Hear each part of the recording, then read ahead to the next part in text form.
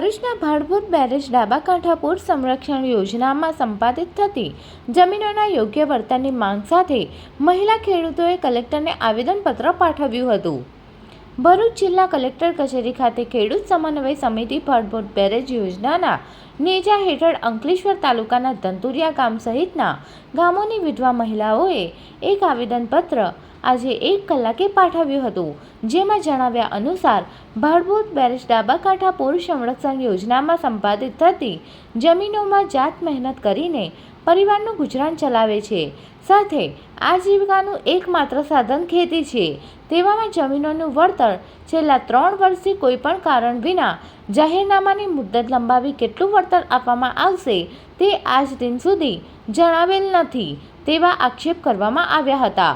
ઉપરાંત વિધવા બહેનોની સાથે અન્ય ખેડૂત પણ અસરગ્રસ્ત હોય જેઓ છેલ્લા 3 વર્ષથી માનસિક રીતે હેરાન થઈ રહ્યા છે અને કેવી રીતે જીવન જીવવું તેવી દુવિધામાં મુકાયા છે। ત્યારે જમીનોનું વળતર 2011ની જંત્રી પ્રમાણે નહીં પરંતુ હાલના જંત્રી મુજબ યોગ્ય વળતર આપવા સાથે અન્ય ગામોને પણ સરખું વળતર આપવામાં આવે તેવી માંગ કરવામાં આવી છે। હેમલતાબેન ઠાકોરભાઈ મોદી, રહેવાસી ધંતુરિયા।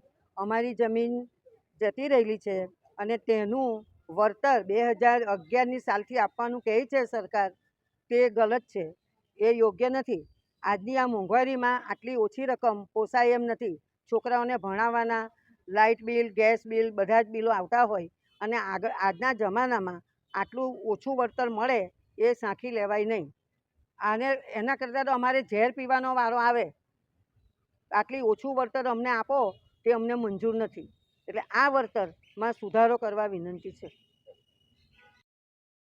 Subscribe now and press the bell icon. Never miss an update.